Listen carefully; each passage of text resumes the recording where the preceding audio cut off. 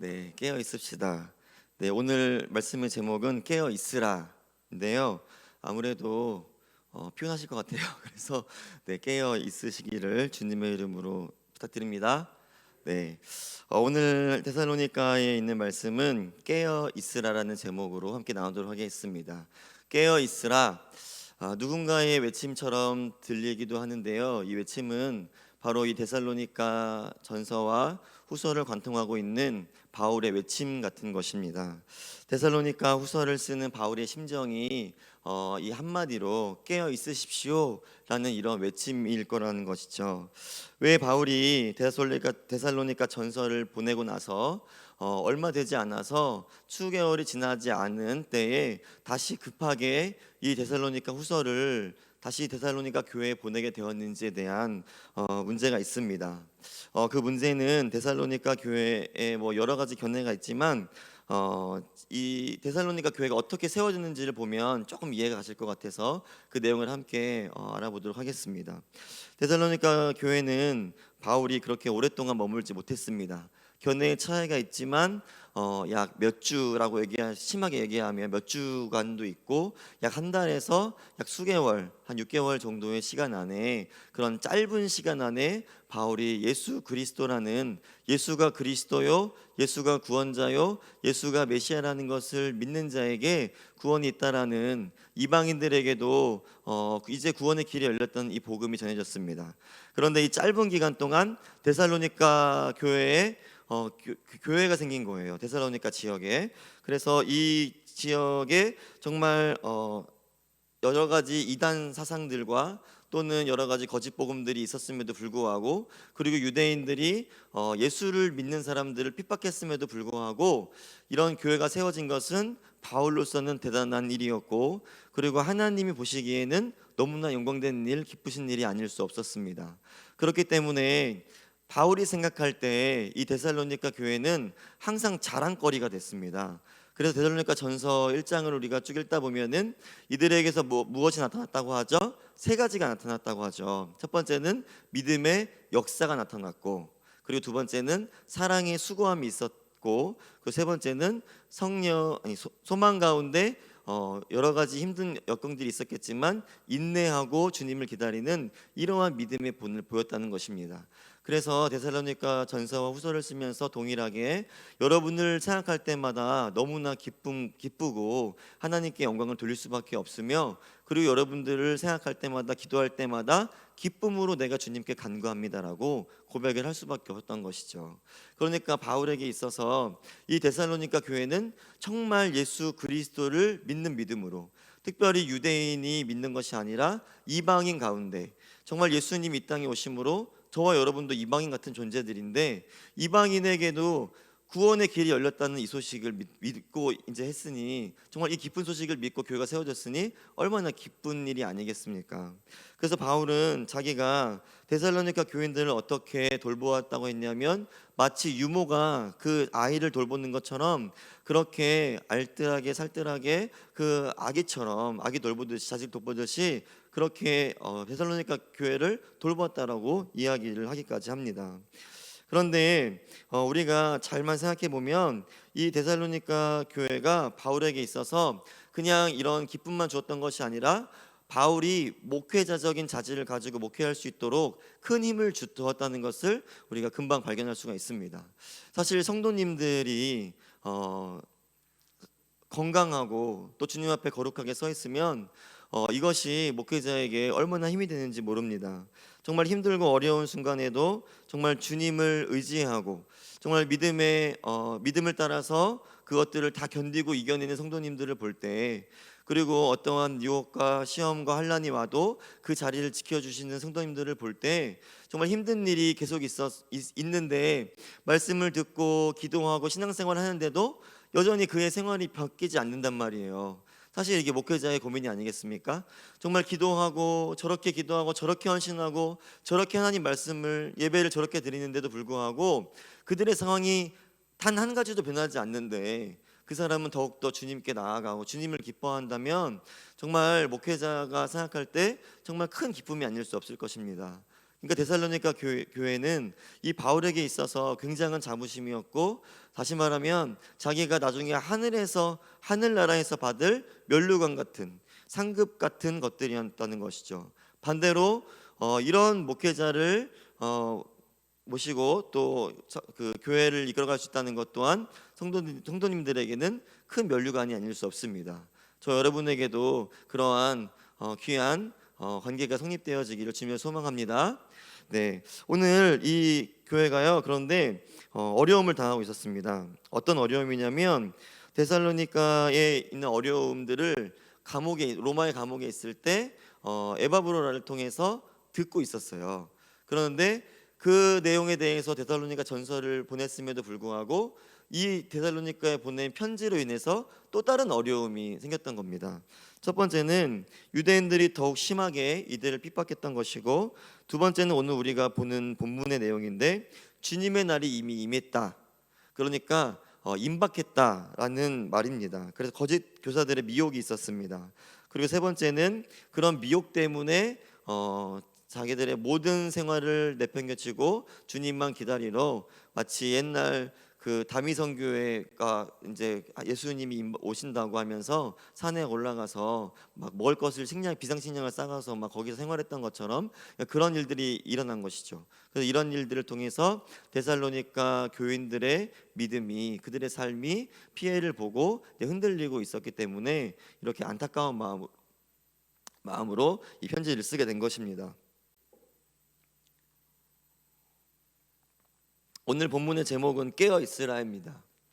예수님의 재림을 기다리는 우리는 모두 종말의 시대를 살고 있습니다. 왜 종말의 시대냐면 예수님이 이 땅에 오신 후부터 예수님이 다시 이 땅에 재림하실 때가 바로 종말인데, 예수님이 오신 후부터 그 오실 때까지를 종말의 때라고 하기 때문에 여기 예수님이 오신 이후를 살고 있는 우리 모두는 종말의 시대를 살고 있습니다. 그러니까 언젠가 종말이 오는 것이죠. 그런데 그때 성경에서는 수많은 징조들이 나타난다고 했고, 그리고 그런 징조들을 바라볼 때 더욱 깨어 있으라고 했습니다. 우리 한번 이렇게 하겠습니다. 깨어 있겠습니다. 깨어 있겠습니다. 네, 깨어 있으라는 말씀으로 당부하고 있습니다. 그래서 이런 미혹이 올 때마다 우리는 어떻게 하면 정말 이 미혹을 견딜 수 있을까를 오늘 말씀을 통해서 한번 알아보려고 합니다. 우리 2장 2절 말씀을 한번 같이 보도록 하겠습니다. 같이 읽어보겠습니다. 시작. 영으로나 또는 말로나 또는 우리에게 받았다 하는 편지로나 주의 날이 이르렀다고 해서 쉽게 마음이 흔들리거나 두려워하거나 하지 말아야 한다는 것이라. 아멘. 이제 그 유대인의 핍박은 늘 있었던 것인데, 이제 두 번째로 왜 이 편지를 썼는지에 대한, 왜 극심한 지금 어려움이 당하고 있다는 그 이유를 이렇게 표현하는데요. 바로 주의 날이 이르렀다라는 얘기를 듣고 있다는 것입니다. 주의 날이 이르렀다. 그러니까 주의 날이 이르렀다를 우리가 두 가지로 볼 수가 있습니다. 뭐냐면 주의 날이 가까이 왔다라고 할 때는 우리가 어느 정도 가까이 왔으니 주님이 오실 날을 우리가 대비하고 준비하고 주님을 맞이하자, 이렇게 볼 수 있습니다. 할렐루야. 그런데 주님의 날이 임박했다라는 얘기는 주님이 오늘 내일 안에 곧 오신다는 이야기입니다. 그러니까 지금 오늘 이 2절에 기록된 주의 날이 이르렀다라는 소리는 이제 주의 날이 지금 임박했다. 그러니까 오늘이나 내일 좀 있으면 금방 오실 텐데 어떻게 이렇게 하고 있을 수 있느냐, 이렇게 얘기를 하는 것이죠. 그래서 지금 그 내용 때문에 데살로니가 교인들이 지금 이제 소위 임박한 종말론이라고 하는, 그러니까 종말이 바로 올 것이다라는 그러한 미혹에 당하고 있다는 것입니다. 주님의 재림이 며칠 안에 이루어진다고 하니까 어떤 사람이 평상시처럼 살 수 있겠습니까? 여러분이 저 같아도 제가 지은 생각과 마음에 미워하는 마음을 가지기만 해도 예수님은 살인난 것과 같다고 하셨는데, 정말 그런데 주님이 당장 오신다는데 여러분 어떻게 회사를 다니고 어떻게 그냥 편안하게 평범한 생활을 유지할 수 있으시겠어요? 당연히 교회에 와서 정말 밤낮으로 기도하며 여기서 먹고 자며 하나님을 기다려야 되는 게 맞지 않겠습니까? 사실 그런 일들이 지금 이 교회 안에 있었다라는 것입니다. 그런데 우리가 이것들을 통해서 마귀가 우리를 어떻게 유혹하는지를 볼 수가 있습니다. 마귀는 그 종말의 때에 예수님이 이 땅에 오시기 전까지 자기와 함께 여러분 그런 말 들어보셨죠? 불쏘시개, 지옥의 불쏘시개로 쓸만한 자들을 찾고 있다는 거예요. 그래서 슬피 울며 이를 갈고 있다고 하잖아요. 슬피 울며 삼킬 자를 찾는다라고 얘기하고 있지 않습니까? 그러니까 지금이 그런 때라는 거예요. 그런데 우리는 두 가지로 이야기하고 두 가지로 유혹하는 것들을 알 수가 있어요. 뭐냐면은 한 가지는 이런 겁니다. 주의 날이 이르렀다 했는데 미혹당하는 게 두 가지로 나타나는데요. 첫 번째는 뭐냐면 평안하다 평안하다 평안하다라고 외치게 만드는 거예요. 여러분 예레미야가 이제 이스라엘 백성들이 정말 바벨론에 멸망하게 되었는데 이스라엘 백성들에게 하나님 말씀을 선포합니다. 여러분 하나님의 진노의 날이 올 것입니다. 하나님의 진노의 날이 올 것인데 여러분 지금 하나님께 회개하고 돌아서십시오. 얼마나 눈물로 하나님 말씀 선포합니까? 그런데 거짓 선지자들은 뭐라고 선포했죠? 주의 심판이 정말 임박했음에도 불구하고 평안하다 평안하다 너희들은 평안할지어다라고 계속 고백하는 것을 우리가 알 수 있습니다. 그러니까 마귀는 주의 날이 가까웠음에도 불구하고 임박한 미혹에 당하지 않는 것은 당연하지만 그러나 가까이 왔다고 했음에도 불구하고 주의 날을 준비해야 되는 종말의 시대를 살아가는 우리에게 평안하다 평안하다라고 외친다는 거예요. 여러분의 삶이 이렇게 하면 평안하다 저렇게 하면 평안하다라고 계속해서 여러분의 귓가에 외친다는 겁니다. 그러니까 여러분은 저도 그렇지만 우리가 눈으로 바라보는 거 또는 내 마음에 먹는 걸 따라서 우리가 이 종말의 때를 살아서는 결코 승리할 수가 없습니다. 결국에는 마귀의 미혹처럼 평안하다 평안하다 지금 난 평안해 이렇게 살아갈 수밖에 없다는 것이죠. 그래서 마태복음 11장 17절에 나오는 그런 결과가 우리에게 오는 겁니다. 예수님이 이렇게 말씀하시죠. 이르되 우리가 너희를 향하여 피를 불어도 춤추지 않고 우리가 슬피 울어도 너희가 가슴을 치지 아니하였다. 예수님이 이 세상 사람들에게 하나님의 나라의 복음을 전할 때 그들이 하나도 반응하지 않았습니다. 특별히 유대인들이 반응하지 않았습니다.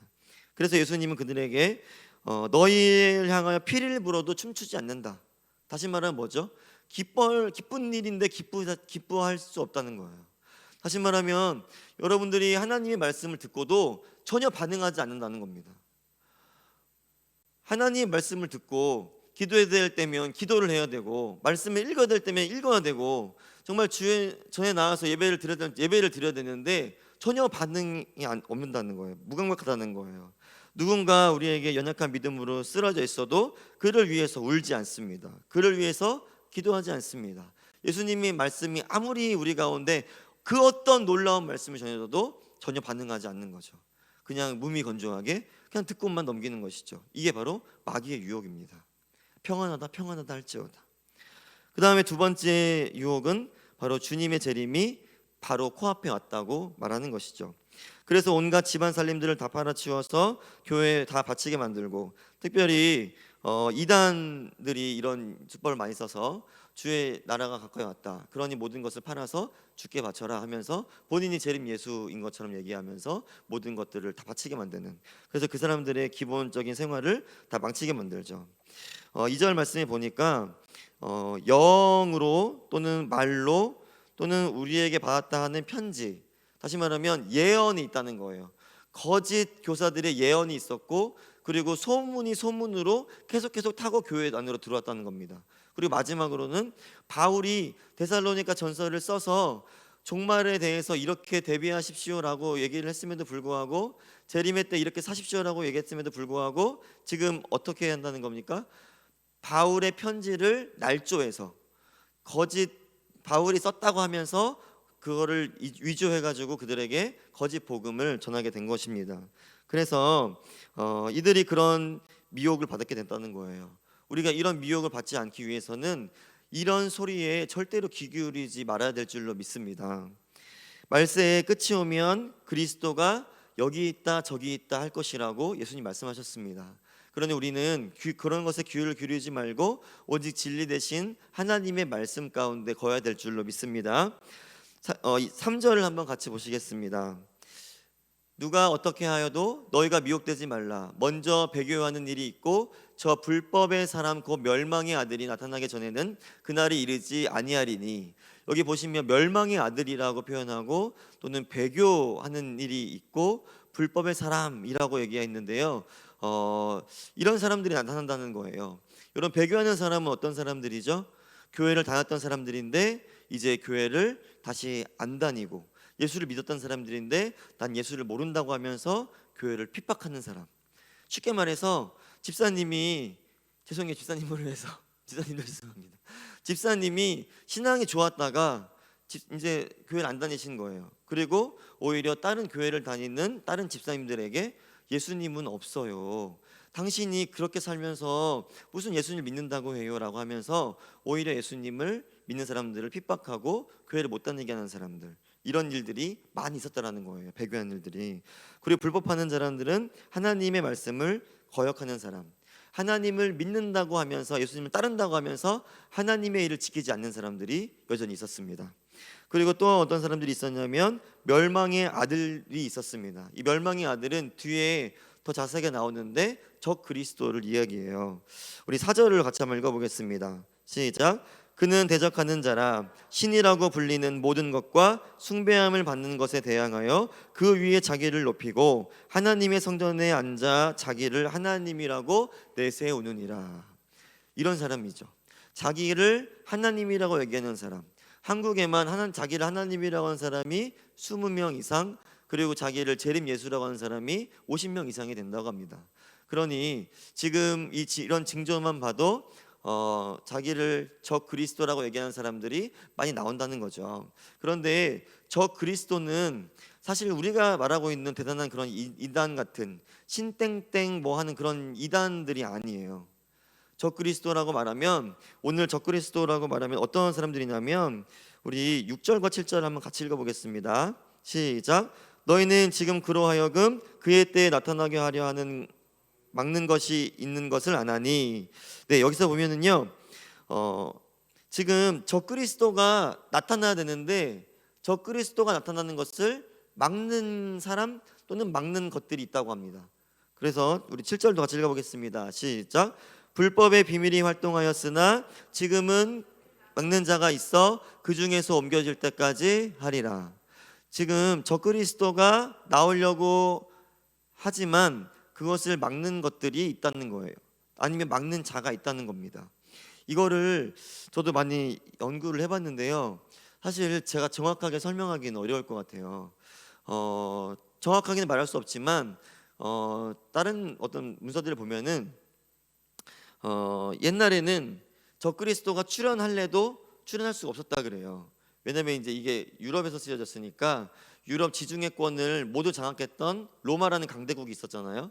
그래서 강대국 때문에 적그리스도가 출현 못했을 것이다, 뭐 이런 얘기가 있고, 그리고 두 번째는 천사들이나 성령님께서 이 적그리스도 출현 막을 것이다 라고 했는데, 이 말도 조금 동의할 수 없는 부분은 바로 그 마태복음 24장 4절에서 14절까지의 말씀을 보면 우리가 알 수 있는데요. 네, 굉장히 많죠. 그런데 이걸 읽기 전에 잠깐 설명을 더 드리겠습니다. 그래서 이런 말씀들을 해요. 그래서 전천년설과 후천년설이 있는데 굉장히 복잡하지만 이렇게 생각하시면 돼요. 처음에 예수님을 잘 믿는 자들을 고난과 환난 가운데 두지 않고 먼저 하나님이 부활시키신다는 겁니다. 하나님 들림 받게 된다는 거예요. 그 다음에 대환난기가 찾아온다는 거예요. 그래서 들림 받지 못한 사람들이 대환난 가운데 거하게 되고, 그러나 대환난 가운데 거하는 사람들이 잘 그 고통과 환난을 이겨내면 마지막에 다시 두 번째 들림 가운데 들림 받게 된다라는 이야기입니다. 그런데 이런 이야기를 누군가는 이런 성경들을 보면서 생각했을 거예요. 그런데 저는 오늘 마태복음 24장의 말씀을 보면서 한번 우리가 생각해봤으면 좋겠어요. 말씀을 띄워주시면은요, 그 아까 꽉 찬 말씀, 우리 좀 어렵지만 우리 한 절씩 같이 읽어보겠습니다. 4절부터. 예수께서 대답하여 이르시되 너희가 사람의 미혹을 받지 않도록 주의하라. 많은 사람이 내 이름으로 와서 이르되 나는 그리스도라 하여 많은 사람 미혹하리라. 난리와 난리 소문을 듣겠으나 너희는 삼가 두려워하지 말라. 이런 일이 있어야 하되 아직 끝은 아니니라. 민족이 민족을, 나라가 나라를 대적하여 일어나겠고 곳곳에 기근과 지진이 있으리니 이 모든 것은 재난의 시작이니라. 이때에 하나님이 너희를 환난에 넘겨 주겠으며 너희를 죽이리니 너희가 내 이름 때문에 모든 민족에게 미움을 받으리라. 그때에 많은 사람이 실족하게 되어 서로 잡아주고 서로 미워하겠으며 거짓 선지자가 많이 일어나 많은 사람을 미혹하겠으며 불법이 성함으로 많은 사람의 사랑이 식어지리라. 예, 여기까지요. 자, 예수님이 하신 말씀에는 전천년설과 후천년설 같은 말씀이 사실 없습니다. 그러니까 우리가 그것을 다 알 수는 없어요. 그분들이 맞을 수도 있고 틀릴 수도 있고, 그러나 그런 것들이 맞다 틀리다를 논하기 전에 예수님 뭐라고 말씀하셨죠? 분명 그때가 올 거라는 겁니다. 그리고 누구는 들림받고 누구는 들림받지 것이 아니라 누구나 할 것 없이 모두가 이러한 대환란을 경험하게 된다는 것입니다. 우리가 마치 코로나가 우리의 모든 경제를 무너뜨리고 우리의 삶을 다 무너뜨리고 정말 언제 이게 해결될까를 되게 두려워하는 것과 같이 모두가 경험하게 된다는 거예요. 그리고 나서 13절 14절에 이렇게 말씀하시죠. 그러나 끝까지 견디는 자는 구원을 얻으리라. 아멘. 예수님은 적그리스도의 출현을 이렇게 말씀하셨습니다. 그리고 그러나 끝까지 견디는 자는 구원을 견딘다고 말씀하셨습니다. 그러니까 우리가 먼저 들림받고 나중에 들림받고 이런 문제가 아니라 누군가에게나 예수를 믿고 견뎌야 하는 고난과 환난과 역경이 있을 것입니다. 적그리스도가 누군가에게 막혀서 막는 자가 있다고 했으니까 막는 자와 막는 것 때문에 지금 나타나지 못하는 것 같지만, 그러나 언젠가는 나타나서 정말 대단한 방법으로 우리를 극심하게 핍박한다는 거예요. 그때에 모든 사람들이 사랑이 다 식어진다고 합니다. 모든 사람들이 다 실족하여 주를 떠나게 된다 그래요. 그런 대환란이 오게 된다는 겁니다. 그리고 나서 우리 9절과 10절을 한번 읽어보겠습니다. 시작. 악한 자의 나타남은 사탄의 활동을 따라 모든 능력과 표적과 거짓 기적과 불의의 모든 속임으로 멸망하는 자들에게 있으리니 이는 그들이 진리의 사랑을 받지 아니하여 구원함을 받지 못함이라. 자, 악한 자의 나타남, 지금 여러 가지 얘기를 했는데요. 지금 앞에서부터 여러 가지 이야기를 했어요. 배교하는 사람, 불법의 사람, 멸망의 아들, 대적하는 자, 자기를 하나님이라고 내세우는 자, 불법의 비밀, 그리고 9절에서 악한 자가 나타날 것이다. 그런데 이 악한 자가 누구의 명령을 듣고 나타나죠? 누구의 힘을 입으며 나타나죠? 사탄의 활동에 힘을 입어서 나타나게 된다는 거예요. 다시 말하면 사탄의 졸개라는 것이죠. 사탄의 종으로 이 땅에 태어나서 미혹당해서 적그리스도의 존재로 나타나는데, 이 적그리스도의 존재가 얼마나 대단하냐면 우리가 읽은 것처럼 모든 능력과 표적과 거짓 기적을 행한다라고 합니다. 여러분, 기적이라는 게 뭔지 아시죠? 병을 고치고 암이 떠나고. 여러분, 암 떠나는 거 되게 좋아하시잖아요. 저도 엄청 좋아하거든요. 저도 암에 걸렸다 나았거든요. 그런데 그런 일들이 일어나면은요, 진짜 하나님을 너무나 믿고 싶잖아요. 그래서 간증들을 들을 때마다 하나님, 저도 저렇게 해주세요. 암이 안 걸렸는데도 그렇게 할 때가 있어요. 그런데 그게 하나님이 하신 일이 아니라는 것이 아니라 거짓 적그리스도도, 거짓 예언자들이, 아니 그런 조무래기들 말고 진짜 적그리스도의 출현을 막았는데, 적그리스도 출현할 때는 이런 놀라운 일들이 일어난다는 거예요. 온갖 능력과 표적과 거짓 기적들을 막 행한다는 겁니다. 그러면 어떻게 될까요, 여러분? 어떻게 되죠? 그 사람들을 쫓아가게 되는 거죠. 왜요? 그 사람들을 믿으면 돈이 막 생기거든요. 그 사람들을 믿으면 병이 막 떠나가거든요. 내가 지금 교회를 지키고 교회를 지킬 이유가 없는 거예요. 교회를 아무리 지켜봤자 내가 구원받는 것 말고 뭐가 더 있어? 여러분, 이런 생각 하지 않습니까? 예수가 그리스도 구원자이신데 그것 말고 뭐가 더 있어? 할 수 있는 거예요. 적그리스도가 출현했을 때 누구나. 왜냐하면 그 사람도 거짓 예수처럼 나타나기 때문에. 그래서 결국에는 사탄의 활동을 따라서 결국에 그들은 모두가 멸망하게 되어졌습니다. 근데 그들을 따라가는 자들이 그렇게 많아진다라는 것입니다. 여러분, 제가 서두에 말씀드렸던 마귀의 미혹의 방법을 한번 떠올려 보십시오. 우리가 예수님의 말씀을 들을 때 얼마나 민첩하고 얼마나 민감하게 반응하고 있습니까? 우리의 삶에서 얼마나 그리스도가 나를 통해서 일하시기를 얼마나 많이 기도하고 있습니까? 내 생각과 나의 마음과 나의 손의 행동과 나의 발의 발걸음을 인도해 주시기를 우리가 얼마나 기도하고 있나요? 정말 교회에 왔다고 하나 돌아갈 때는 너무 내 생활이 돼버리고 집에서 생활할 때는 결국 다 내 생활이 돼버리지 않습니까? 임박한 종말론을 우리가 믿지 않는다고 할지라도 마귀는 여전히 이 종말의 때 우리를 평안하다는 말로 우리를 미혹시키고 있는 것을 우리가 깨어 알기를 부탁드립니다. 10절에 말하는 것처럼 멸망하는 자들이 그들이 어떤 자들이냐면 12절에 아주 명확하게 나와 있는데 우리 12절 말씀을 함께 읽겠습니다. 시작. 진리를 믿지 않고 불의를 좋아하는 모든 자들. 네, 여기까지만 읽겠습니다. 진리를 믿지 않고 불의를 좋아하는 자들, 이들이 바로 멸망당할 적그리스도며 적그리스도를 따르는 모든 추종자들입니다. 진리를 믿지 않는다. 예수가 그리스도라는 사실을 믿지 않는 겁니다. 예수님이 우리의 구원자가 되신다. 이방인에게 막혀있던 구원의 길이 열린 그 영광의 복음이 나에게 주어져서 내가 이제 죽어도 내가 언제 죽어도 하나님은 나를 기억하시고 나를 영원한 나라로 인도해 줄 거라는 그 그리스도의 복음을 믿지 않는다는 거예요. 그런 사람들이 멸망하게 된다는 겁니다.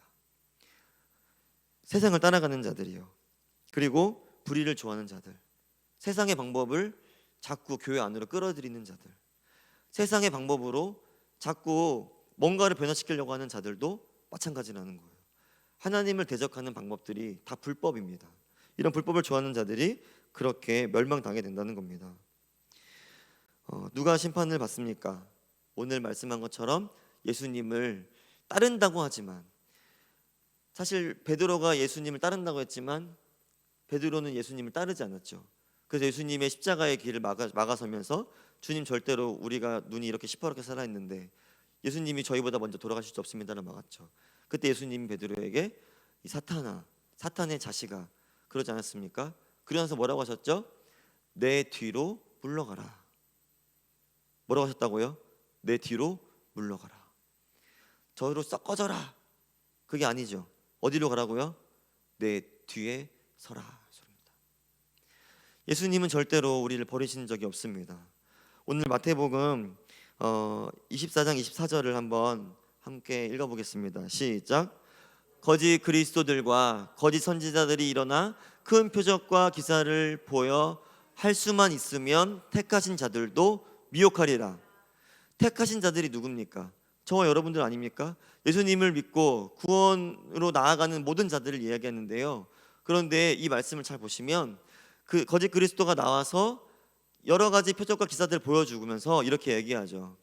할 수만 있으면 택하신 자들도 미혹하리라. 할 수만 있으면, 다시 말하면 이 소리는 무슨 말입니까? 할 수 있다는 말입니까? 못한다는 말입니까? 절대로 못한다는 말이죠. 할 수만 있으면 하겠다는 뭐예요? 하지 못하겠다는 거죠. 예수님이 택하신 자들은, 하나님의 택하심을 받은 믿음의 사람들은 절대로 이 미혹을 당하지 않는다는 거예요. 내가 진리를 붙잡고 예수 안에서 살아가기로 결단한 자들에게는 절대로 이런 미혹이 오나 이런 미혹을 이길 힘이 있다는 겁니다. 그리고 예수님이 베드로에게 나타난 것처럼 이 사탄이라고 얘기했지만 그러나 그들을 물리치지 아니하시고 저쪽으로 가라고 하지 아니하시고 내 뒤에 다시 서라고 말씀하시면서, 그러고 미혹에 걸려 넘어지고 힘들어 자빠지고 넘어질 때마다 어디로 가라고요? 예수의 뒤에 서라. 내 뒤에 서라. 예수의 말씀 안에 거하라. 예수 안에 거하라. 그의 은혜 안에 거하라. 하나님 말씀하십니다. 할렐루야. 오늘 13절과 16절까지의 말씀을 보시면 그런 말씀들이 써 있는 거예요. 여러분이 구원을 받았는지 안 받았는지 매일매일 확인해야 합니다. 이 종말의 때 가장 필요한 일들입니다. 그리고 여러분들이 정말 할 수 있는 대로 하나님 말씀을 떠나지 마시고 하나님 말씀에 거할 수 있도록 온갖 방법을 간구해야 된다는 겁니다. 저희가 왜 감리교죠? 메소디스트잖아요. 어떻게 하든지 예수님의 은혜 안에 있도록 은혜의 방법 강들을 간구하면서 성령님을 의지하면서 늘 하나님께 나아가는 게 바로 메소디스트 아닙니까? 최선을 다해서 성령님께 간구하며 어떻게든지 그 은혜에 거하려고 노력하는 자들. 그리고 나서 우리는 주님의 은혜를 날마다 삼아야 될 줄로 믿습니다. 아멘. 제가 이런 말씀을 드리면서 말씀을 정리하려고 하는데요. 인큐베이터 아시죠? 인큐베이터는 어린아이가 혹시 잘못 태어나면 잘 자랄 수 있도록 도와주는 인큐베이터입니다. 제가 마음속으로 품었던 마음이 인큐베이터예요. 뭐냐면 말씀의 인큐베이터로 살자. 이게 어떤 몸부림이었냐면, 여러분 누군가의 말씀을 들을 때 굉장히 내 생각으로 판단하는 게 너무나 많잖아요. 저는 대학교 들어서면서 제가 그렇게 비판이 많은 사람인지 몰랐습니다.